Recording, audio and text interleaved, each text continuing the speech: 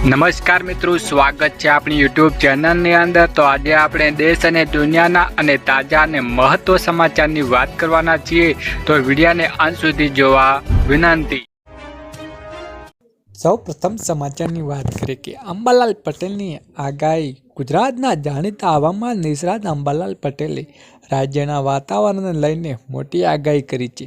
તેમણે અનુમાન મુજબ નવા વર્ષની શરૂઆત કમોસમી વરસાદ સાથે થઈ શકે છે। જાન્યુઆરીથી એપ્રિલ મહિના સુધી રાજ્યના વિવિધ ભાગોમાં માવઠું થવાની શક્યતા રહેલી છે। આ ઉપરાંત જાન્યુઆરીના આહાર થીજાવતી ઠંડી પડવાની પણ વકી રહી છે। જો ઉત્તરાયણ પર પવન સારો રહેવાને કારણે પતંગિયાનો સારા ખુશીઓના સમાચાર છે। ગુજરાતના શિયાળાને જામી રહ્યો છે, ત્યારે હવામાન ફરી એકવાર પલટો આવી શકે છે। અંબાલાલ પટેલને જાણીતા અનુસાર ડિસેમ્બર અંતમાં નવા વર્ષની શરૂઆત હવામાન બગડી શકે છે। ખાસ કરીને 26 ડિસેમ્બરથી 30 ડિસેમ્બર દરમિયાન રાજ્યના કેટલાક વિસ્તારોમાં વાદળછાયું વાતાવરણ રહેવાની અને વરસાદી ઝાપટા પડવાની શક્યતા રહેલી છે।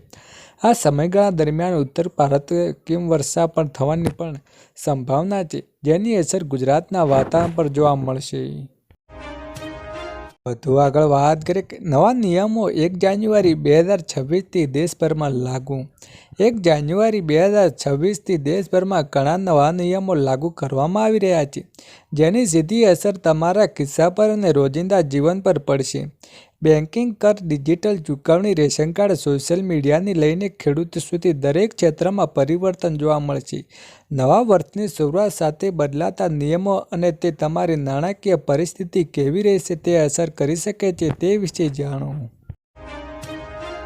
વધુ આગળ વાત કરીએ કે નવા નિયમો 1 જાન્યુઆરી 2026થી દેશભરમાં લાગુ।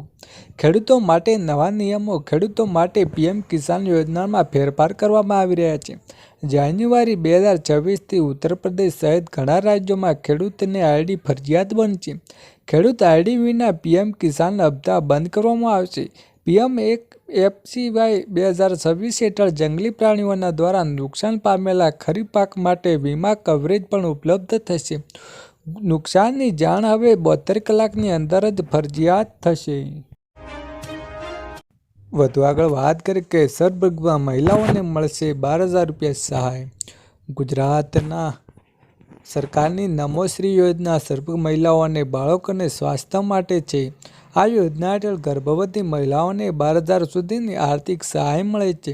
આ લાભ બીપીએલના ઇન્વર્સ અને આર્થિક રીતે નબળા વર્ગની મહિલાઓને પ્રથમ 2 સંતાનો સુધી મળે છે। સહાયની રકમ ગર્ભસંસ્કાર, પોષણ અને સંતૃપ્તિ બાદ રસીકરણ જેવી વિવિધ તબક્કે સીધી બેંક ખાતામાં જમા થાય છે। આ યોજનાનો મુખ્ય હેતુ માતા મૃત્યુ દર ઘટાડવો અને પોષણ સ્તર સુધારવાનો છે। વધુ આગળ વાત કરીએ આખા ગુજરાતમાં ખેડૂતો આંદોલન કરશે। કિસાન સંઘે સરકાર સામે બાયો ચડાવી રહ્યા અને આખા ગુજરાતના ખેડૂતો આગામી સમયમાં મેદાને ઉતરશે। 12મી જાન્યુઆરી તમામ ખેડૂતો એકઠા થશે, જેમાં તેમની અનેક માગણીઓ લઈને ખેડૂતો ગાંધીનગરમાં એકઠા થશે અને સરકારે રજૂઆત કરશે। વધુ આગળ વાત કરીએ કે રેશન કાર્ડ નવી જાહેરાત। મુખ્યમંત્રી ભૂપેન્દ્ર પટેલના નેતૃત્વ હેઠળ રાજ્ય સરકારના જી સફળ નામની નવી યોજનાઓ શરૂ કરી છે। આ યોજનાનો મુખ્ય ઉદ્દેશ્ય રાજ્યના અંત્યોદય પરિવારની આવક વધારવા અને તેમને આર્થિક રીતે સક્ષમ કરવાનું આયોજન આગામી 5 વર્ષની રાજ્યના 10 જિલ્લાઓમાં 25 તાલુકાના 50,000 રૂપિયા અંત્યોદય અન્ય યોજના કાર્ડ ધારક પરિવારને લાભ આપશે। આજીવિકા નિર્માણમાં ભાગરૂપે પરિવારની આવક અથવા સ્ત્રોત ઊભા કરવા માટે 80,000 રૂપિયા સુધીનું અનુદાન આપશે। વધુ આગળ વાત કરીએ કે આપના 7 ડિસેમ્બર અમરેલીમાં કિસાન મહોત્સવ યોજાશે। આગામી પાર્ટી 7 ડિસેમ્બર અમરેલીના સિઝન પાર્કમાં ખાતે બપોરે 3 વાગ્યે કિસાન મહાપંચ યોજાશે। ખેડૂતોને ન્યાય અધિકાર માટે આ કાર્યક્રમ પ્રદેશ પ્રમુખ ઈસુદાન ગઢવી, ગોપાલ ઇટાલિયન, ચૈતર વસાવા, હેમંત ખવા, સાગર રબારી સહિત આગેવાનો ઉપસ્થિત રહેશે। આપના સમગ્ર ગુજરાતના ખેડૂત મુદ્દે મહાપંચ યોજી રહી અમરેલી પછી આ શ્રેણીનો ભાગ લેશે। વધુ આગળ વાત કરીએ કે ટોલ સિસ્ટમ અંગે ગડકરીએ મોટો નિર્ણય. નીતિન ગડકરીએ એક મોટો નિર્ણય લેતા હાલની ટોલ સિસ્ટમ નાબૂદ કરી દીધી છે. તેમણે સેટેલાઇટ આધારિત ટોલ વસૂલવાની જાહેર કરી છે. ગડકરીએ કહ્યું કે આ સિસ્ટમ લાગુ કરવામાં પાછળનો ઉદ્દેશ્ય ટોલ વસૂલવા વધારવાનો અને ટોલ પ્લાઝા પર ભીડ ઘટાડવાનો છે. આ પહેલાં ગડકરીએ કહ્યું હતું કે હવે સેટેલાઇટ આધારિત ટોલ કલેક્શન થશે. તમે જેટલી મુસાફરી કરશો તેના પૈસા અપાશે. કર્મચારીને અમલ થશે અંગે કોઈ સ્પષ્ટતા થઈ નથી. વધુ મહત્વની આગળ વાત કરીએ કે વિદ્યાર્થીઓ માટે મોટા સમાચાર. અમારે ભાજપને ભાગ નથી, કોંગ્રેસને કાઢવી નથી અને આપને કોઈ આપ નથી. અમારે રાજકારણ સાથે કંઈ લેવા દેવા નથી. અમારે લેવા દેવા છે ખેડૂતના 3 મુદ્દા. પ્રથમવાર એવું બની રહ્યું છે કે ગુજરાતમાં કૃષિ મંત્રી ખેડૂતની વાત સાંભળીને તૈયાર થયા છે. 9 તારીખે મહાઆંદોલનની જગ્યાએ ગાંધીનગર ખેડૂત આગેવાનો સરકારી મંડળી જશે. જેમાં ખેડૂત આગેવાની જશે. તેમાં દેવ માપ ટેકાના ભાવે 200 મણ મગફળી અને જૂનો પાક વીમો આપવા મુદ્દે ચર્ચા કરવામાં આવશે. અને શું દેવું માફ થવું જોઈએ કે હાને કોમેન્ટ કરીને જણાવજો. વધુ મહત્વની આગળ વાત કરીએ ઘર બાંધવા મળશે 4 લાખ સુધીની સહાય. પ્રધાનમંત્રી આવાસ યોજનાનું સપનું ઘર 2026 સહાય મળશે. 4 તબક્કા. 1 ક્લિક લેવલ પૂર્ણ થયા બાદ 70,000ની સહાય. 2 ક્લિક લેવલ પૂર્ણ થયા બાદ 80,000ની સહાય.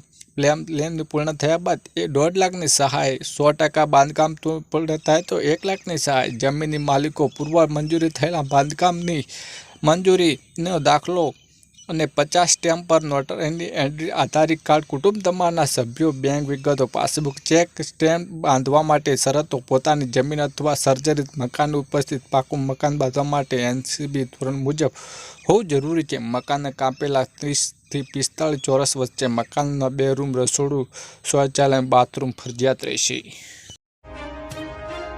વધુ આગળ વાત કરી કે વીજળીના નિયમમાં ફેરફાર. નવું પાવર કનેક્શન. હવે તમારા દેશમાં નવા વીજળી કનેક્શન માટે વધુ રાહત જોવી પડશે નહીં. મોટા શહેરમાં 7 દિવસમાં બદલે 3 દિવસની વીજળી કનેક્શન મળી શકે છે અને ગામડાઓના નવા વીજ મીટર માટે 30 દિવસની લાંબી રાહ જોવી પડે છે અને 15 દિવસના ગામડાઓના વીજ જોડાણ મળી જશે. વીજળીના બિલમાં સુધારો કરીને ઉર્જા મંત્રીએ જાણકારી આપી છે કે વીજળી અને સોલારના નિયમો હળવા કર્યા છે. વધુ આગળ વાત કરીએ કે સરકારી લાભ લેવા આધાર કાર્ડ. જો તમારે નવું બેંક ખાતું ખોલાવવાનું છે તો સિમ કાર્ડ ખરીદવું છે કે કોઈ સરકારી યોજનામાં લાભ મેળવો છો તો આવી સ્થિતિ તમારું આધાર કાર્ડ અપડેટ રાખવું ખૂબ જ જરૂરી છે. જો તમારે આધાર કાર્ડના 10 વર્ષ થઈ ગયા છે તેમ એમાં મોબાઈલ નંબર સરનામું બદલી ગયું હશે તો અપડેટ કરવું જરૂરી રહેશે. એટલે કે આધાર કાર્ડ વહેલી તરીકે અપડેટ કરવામાં સરકારે આદેશ આપ્યો છે. જો તમે આધાર કાર્ડમાં અપડેટ નહીં રાખો તો તમારા બેંક ખાતાના સરકારી યોજનાઓને લાભ મેળવવામાં મુશ્કેલીઓ આવી શકે છે. વધુ મહત્વની આગળ વાત કરીએ ડ્રોન દીદી યોજના. ડ્રોન દીદી યોજના મહિલાઓ માટે સૌથી મોટી યોજનાઓ ડ્રોન દીદી છે. આ યોજના હેઠળ સરકારે આગામી કેટલાક વર્ષોમાં 1261 કરોડ રૂપિયાની ખર્ચીને 15,000 મહિલાઓને સ્વસહાય જૂનો ડ્રોન આપવાનો નિર્ણય કર્યો છે. આ માટે આ મહિલાઓને લગભગ 15 દિવસ સુધી ટ્રેનિંગ આપવામાં આવે છે અને મહિલાઓને ડ્રોન ખરીદવા માટે તેની કિંમત 80% અથવા વધુ 8 લાખ રૂપિયા આપવામાં આવે છે અને દર મહિને 15,000 રૂપિયાની સહાય પણ મળે છે. વધુ આગળ વાત કરીએ કે પોસ્ટ ઓફિસની કિસાન વિકાસ પત્ર યોજના શું છે. દેશની મોટી વસ્તી ગ્રામીણ વિસ્તારોમાં રહે છે. આ લોકોની આજીવિકાનો મુખ્ય સ્ત્રોત ખેતી પર છે. ગ્રામીણ વિસ્તારોમાં રહેતા લોકોને બચત અને રોકાણ કરવા માટે પ્રોત્સાહિત કરવા માટે પોસ્ટ ઓફિસ ખૂબ જ અદ્ભુત યોજનાઓ ચલાવી રહી છે. આ યોજનાને નામ કિસાન વિકાસ પત્ર યોજના છે. આ યોજનાને નામે તમે જે રકમ રોકાણ કરી શકો છો લગભગ 115 મહિલાઓને બમણી થઈ જાય છે. તમે કિસાન વિકાસ પત્ર યોજના ખાતું ખોલાવો છો અને 5 લાખ રૂપિયા રોકાણ કરો છો તો તેમાં 115 મહિના પછી તમારે 10 લાખ સુધી મળી શકે છે. કિસાન વિકાસ પત્ર યોજના વ્યાજ દર ચક્રવૃદ્ધિ આધારે ગણવામાં આવે છે.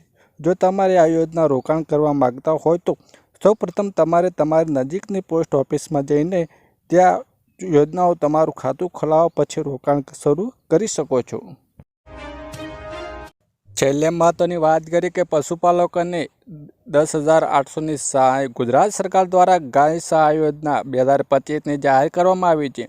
આ યોજના હેઠળ દરેક ગાય માટે 900 રૂપિયાની નાણાકીય સહાય આપવામાં આવે છે જે વાર્ષિક 10,800 થાય છે. આ સહાય ગાયના સંભાળ ખર્ચ મદદ કરવા માટે જ રચાયેલી છે.